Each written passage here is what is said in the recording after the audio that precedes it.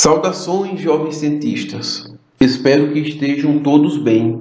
Vamos continuar agora o nosso curso de Química Geral 2 com a nossa terceira aula. Vamos falar agora sobre calor, representado pela letra Q minúscula. O calor é a transferência de energia realizada pela diferença de temperatura, ou seja, o calor só vai existir durante a sua transferência.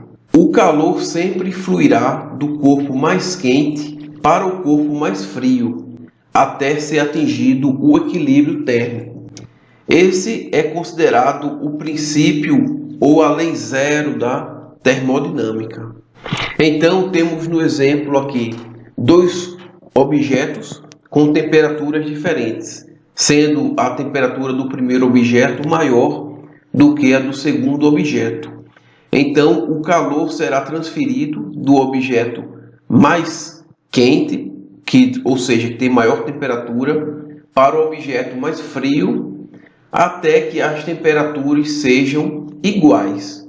Isso significa que o equilíbrio térmico ele foi atingido e não existe mais transferência de calor. Capacidade calorífica, C maiúsculo. A transferência de calor depende da capacidade calorífica de cada objeto. A capacidade calorífica é a razão entre o calor fornecido, que é o nosso Q minúsculo, e a variação de temperatura observada. Então, podemos escrever que C é igual a Q sobre ΔT. Isso implica dizer que Q é igual a C vezes ΔT. Ou seja, o calor é o produto da capacidade calorífica do objeto pela minha variação de temperatura. De maneira semelhante ao trabalho de expansão de um gás, também podemos deduzir a expressão do calor de maneira infinitesimal. Temos que dQ é igual a C dt. A capacidade calorífica, como é uma constante, ela não é derivada. Então, podemos fazer a integração de todos os pontos infinitesimais do calor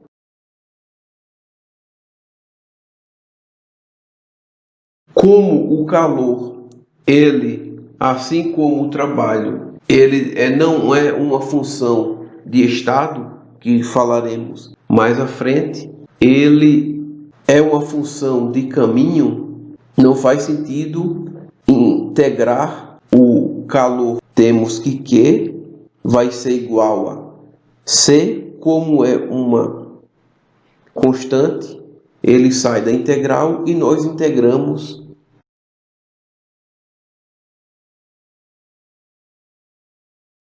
dt. A integral de d de x de um estado 1 para o estado 2 é igual a sua variação de x2 menos x1.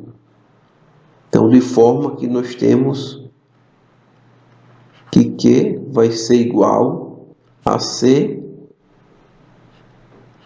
T final menos T inicial. Então, Q é igual a C ΔT. Então, podemos interpretar a equação do calor desta forma. A capacidade calorífica, C maiúsculo, como a razão da quantidade de calor pela variação de temperatura, ela é difícil de ser calculada, de forma que utilizamos o calor específico, C minúsculo, ou a capacidade calorífica específica, como sendo a razão entre C a capacidade calorífica pela massa da minha substância ou mistura. Então, o calor específico é a razão da capacidade calorífica pela massa da minha substância, do meu material que eu estou trabalhando. De modo que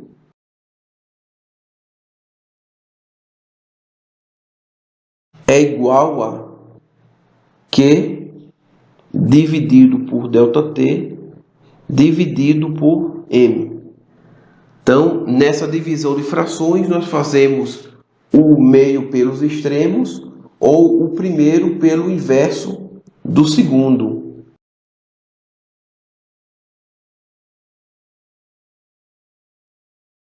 Então, isso implica dizer que a capacidade calorífica específica ou calor específico, o Czinho minúsculo, é igual a Q dividido por ΔT vezes M. Organizando essa equação, nós temos que Q é igual a MC ΔT, que é a equação do calor que nós conhecemos desde o ensino médio. Q é igual a massa vezes a capacidade calorífica específica ou calor específico vezes a variação de temperatura. Q é igual a MC ΔT. Para substâncias simples e compostas, podemos utilizar o calor molar ou a capacidade calorífica molar, que é representada pelo C maiúsculo, M subscrito, que é a razão da capacidade calorífica sobre o número de mols da minha substância. Isso significa que a minha capacidade calorífica é a quantidade de calor Q sobre a variação de temperatura dividido pelo número de mols. Então, o primeiro pelo inverso do segundo, ou meio por extremos, aqui nessa divisão de frações, eu tenho que ΔT vezes N. Isso implica dizer que o meu calor é igual a N, número de mols, Cm vezes ΔT. Então, o meu calor ele pode ser calculado através da capacidade calorífica molar, Cm, empregando o número de mols da minha substância. Então, nessa tabela aqui, temos alguns exemplos de alguns materiais e suas respectivas capacidades caloríficas específicas, dadas em Joule por grau Celsius e gramas, não é? Ou seja, graus Celsius a -1 e gramas a -1. Né? Lembrando que a nossa capacidade calorífica específica, o Czinho, é Q, né? Que é o calor, dividido pela variação de temperatura em graus Celsius pela massa em gramas. De modo semelhante, a capacidade calorífica molar, Cm, vai ser igual a Q, o calor, dividido pela temperatura em Kelvin, certo? A variação da minha temperatura em Kelvin e o meu número de mols. Observe que a capacidade calorífica dos meus materiais ela varia conforme a sua composição e também conforme o seu estado de agregação. Por exemplo, a capacidade calorífica, o calor específico da água líquida é 4,184. A água sólida ou líquida 2,03 e o vapor de água 2,09. 0,1. Alguns materiais aqui representados não apresentam a capacidade calorífica molar, que é o caso do ar atmosférico e do latão, porque ambos são misturas.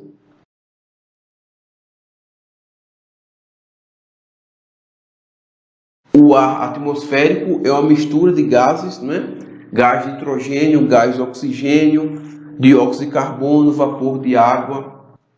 Então, é uma mistura de gases, logo ele não apresenta capacidade calorífica molar. Da mesma forma que o latão é uma mistura de cobre e zinco, ele também não apresenta capacidade calorífica molar. Observe que, representado aqui pelo cobre, algumas substâncias, sobretudo os metais e suas ligas, têm uma capacidade calorífica muito baixa. Isso significa que eles são muito suscetíveis à variação de temperatura.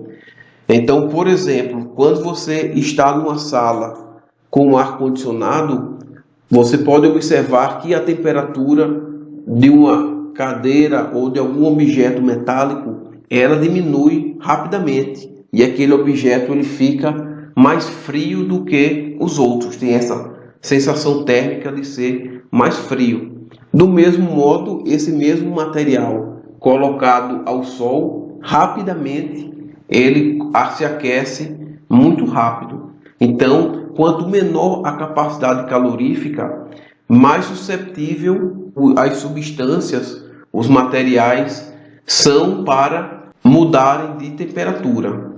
Então, vamos fazer alguns exemplos aqui. Então, nesse exemplo, vamos calcular o calor em joules quando 1 grama de cada material, cada substância, é submetido a uma variação de 10 graus Celsius em sua temperatura. Vamos fazer os cálculos primeiro para o cobre e, na sequência, para o etanol. Observe que temos já algumas informações em comum. Sabemos que a nossa massa vai ser igual a 1 grama.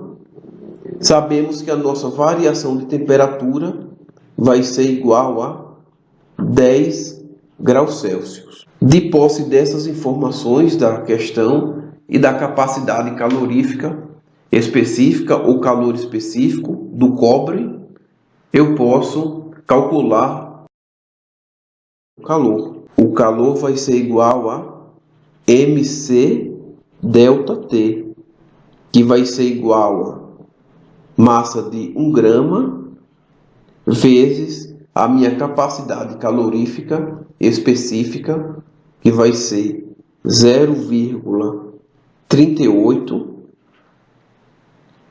joules,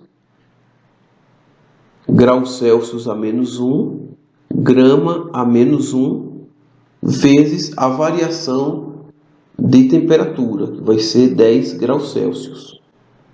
Então, as minhas unidades são cortadas e fica apenas o joule.